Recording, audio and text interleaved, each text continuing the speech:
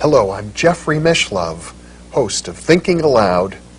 Our topic today is the Sanskrit tradition. My guest is Dr. Dean Brown, a theoretical physicist, Sanskrit scholar, entrepreneur, and translator of the Upanishads and the Yoga Sutras. Welcome, Dean. I'm very glad to be here. It's a pleasure to be with you. You know, I think many people who speak English don't realize that our own language, as well as most Western languages, have their origins in what is sometimes called the Proto-Indo-European language, which is really the same language from which Sanskrit and the Hindu traditions are derived. Yes, English, Russian, Icelandic, French, Greek are all dialects of a mother tongue that's spoken very widely in India and many parts of the world. We think of ourselves as being Western, and we think of India and its culture as being Eastern, but actually they have not only a common linguistic origin, but a common cultural basis as well. Yes, common thought. If we divide East and West, I would put the boundary between India and China, perhaps. But India is Western, by my way of thinking.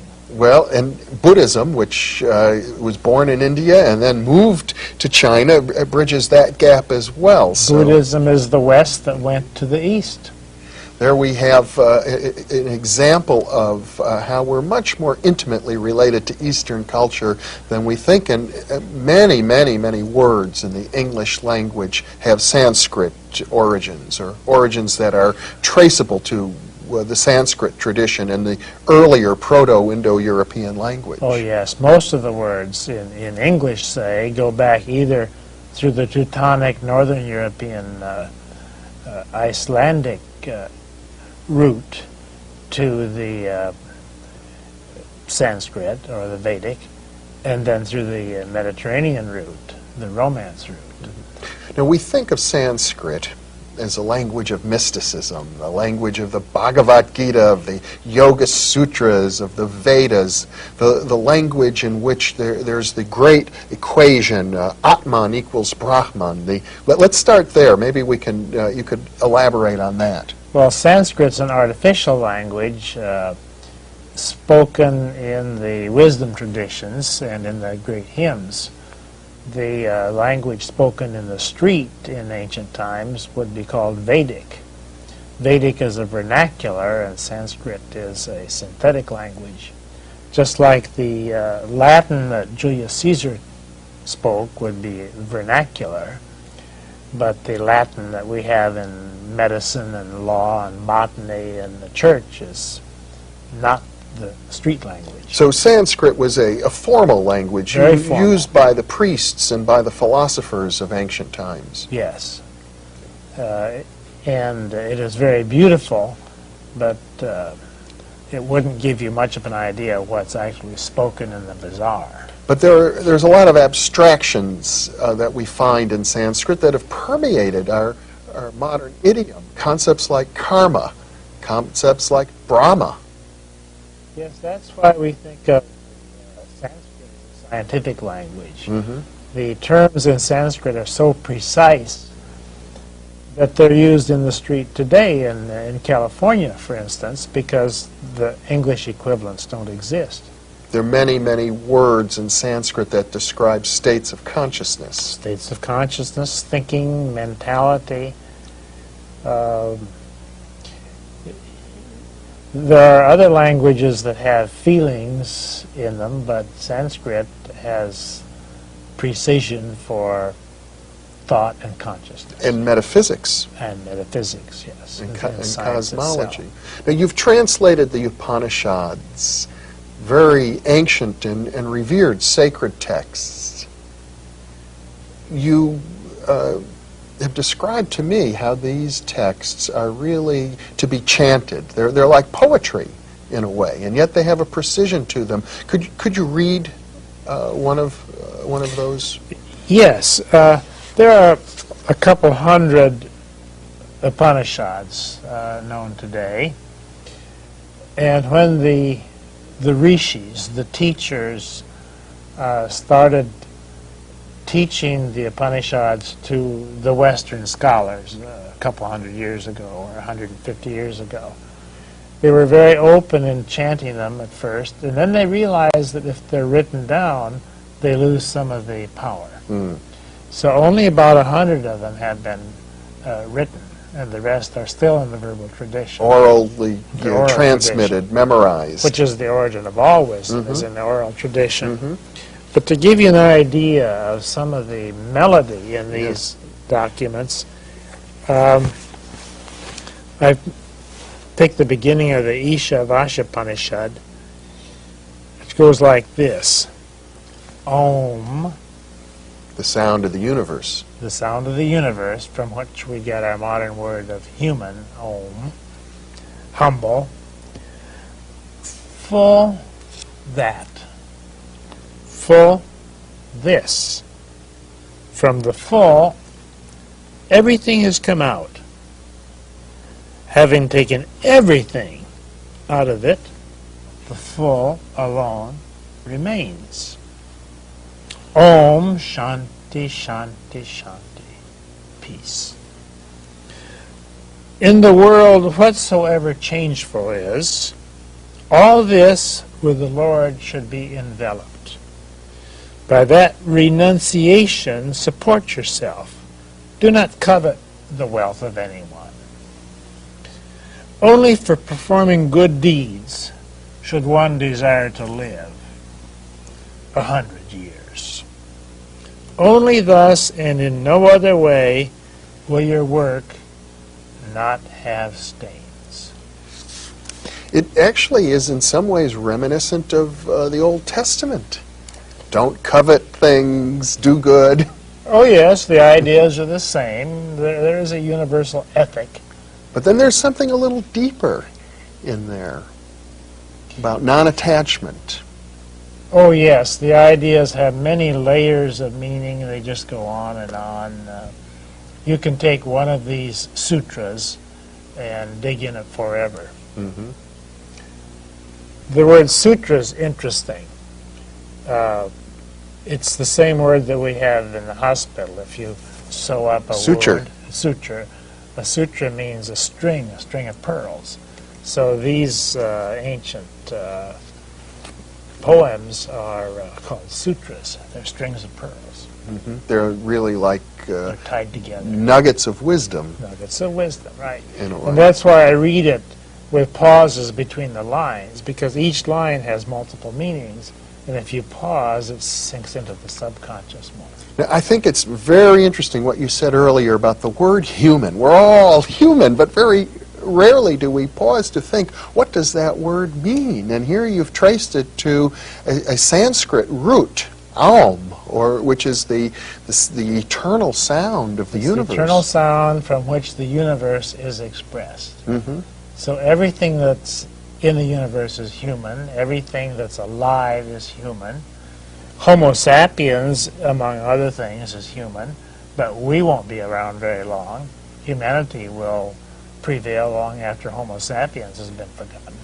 And the Vedic tradition is one that has this sense of eternal cycles. Lots of time. Yes, in the Veda there are epochs of time that come and go like a big wheel. We're coming to the end of an epoch right now, which is one of the worst ones. And The Kali Yuga. The Kali Yuga. And we'll come around to a better time. Yeah. If you don't like these times, hang on. Better times are coming. Well, it's interesting to me, Dean, you had a career in theoretical physics, and many theoretical physicists, such as yourself, have studied the Sanskrit tradition. Many of the great physicists have made a point of it. Yes, physicists like the Sanskrit tradition because the cosmologies that were written down, how the universe came about, apply pretty much today. In other words, that there's a sense amongst physicists that the precision, the rigor, the depth of insight amongst the ancient Sanskrit wise people, the rishis, speaks to us today, to the scientific mind. Oh, very much so. The story is told about Oppenheimer, Robert Oppenheimer, when he saw the first blast, nuclear blast at Alamogordo. And the press said, "What were you thinking when you saw the first atomic bomb?" And he said, "Well, I was thinking of the dance of Shakti."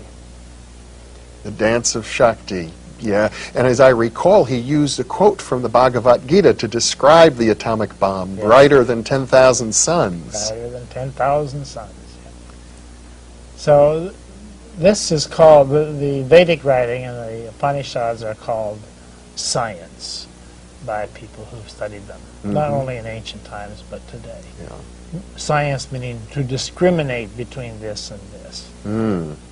Well, Dean, we're going to be taking a break shortly. We'll be back in just a couple of minutes. We've got a lot to explore about the Sanskrit tradition and its relevance to us in our lives.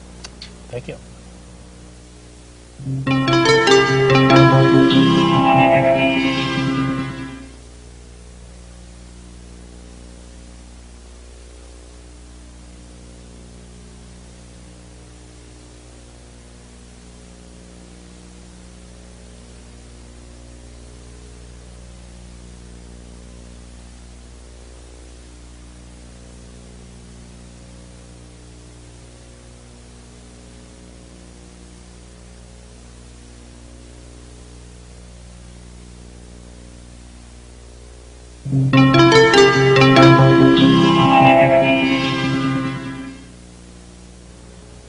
Welcome back to Thinking Aloud. I'm your host, Jeffrey Mishlove.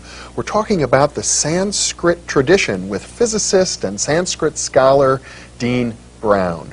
Earlier, Dean, I mentioned what you might even think of as an equation. Atman equals Brahman, which to me is one of the fundamental insights of the Sanskrit tradition.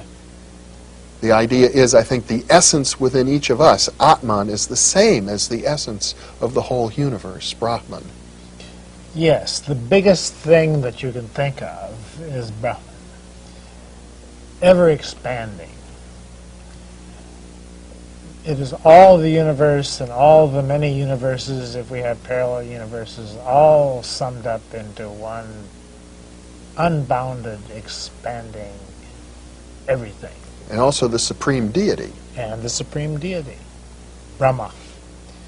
On the other scale, the smallest thing you can think about is your center, and your true self is smaller than any of the parts that go to make it up. It's not your body, it's not your ego, it's not your self-image, it's essential inside of all of those. And the equation of the Veda is Atman equals Brahman. That which is everything is that which is your essence, personally. That seems to be at the heart of all mysticism, really. Yes, I think all other forms of mysticism, all the other traditions, all the other cultures arrive at the same point. I think the Vedic is the most extended and most sophisticated version of it, but I think that we're all saying the same thing. It's sort of like the E equals MC squared of metaphysics. It is that and much more, yes. And if I understand the Vedic tradition, the Sanskrit tradition, it is out of this insight that a whole a science of metaphysics unfolds.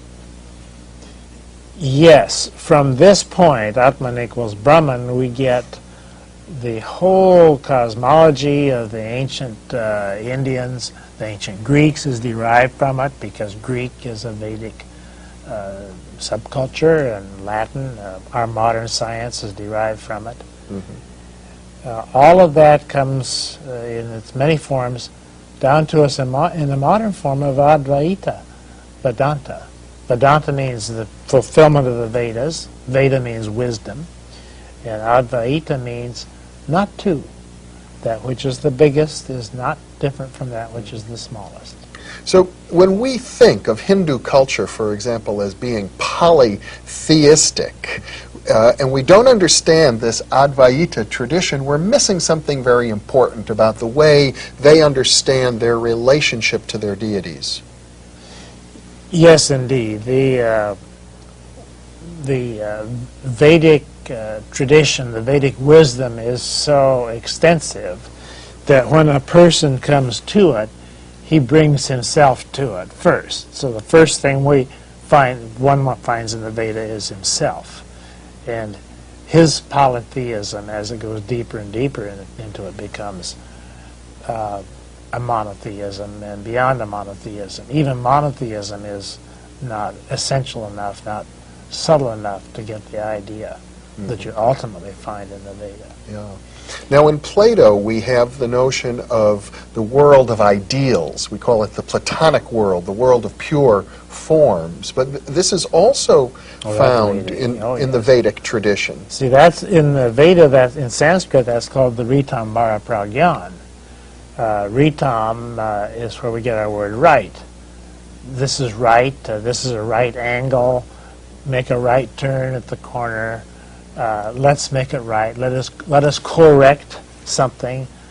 That all goes back to the Sanskrit idea of that which is perfect. Mm-hmm. And everything in the universe, everything that's manifest, is imperfect. So the dynamic of the universe is for the imperfect to dynamically approach the perfect. Mm-hmm.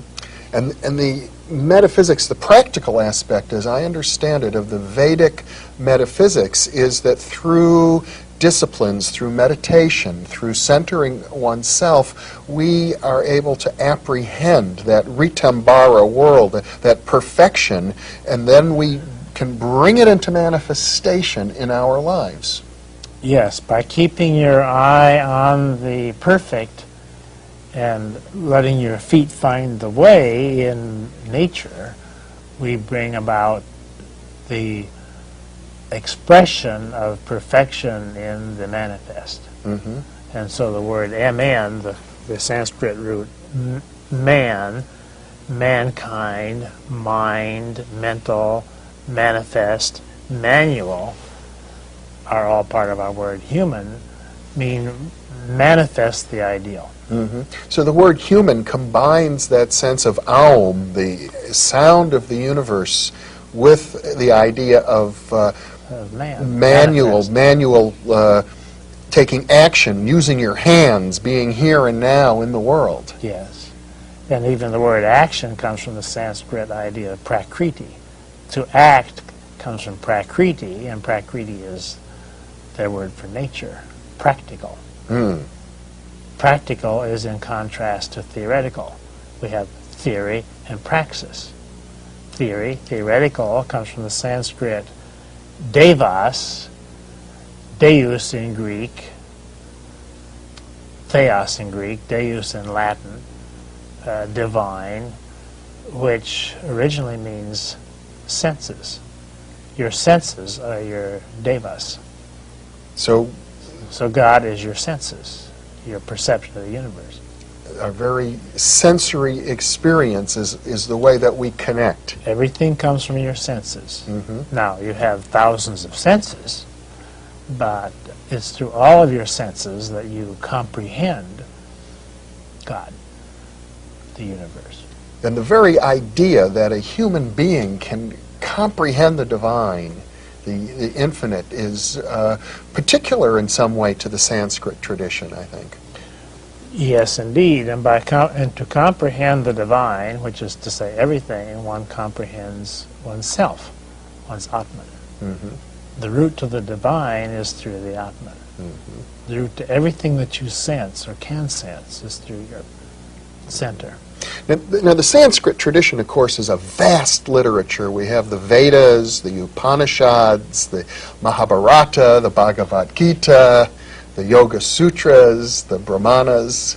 The Tantras. The Tantras. Well, the Tantras in particular are interesting because, as I understand it, they're really the oldest of these traditions. Yes, the Tantras are the shamanic practices of the proto-Vedic people.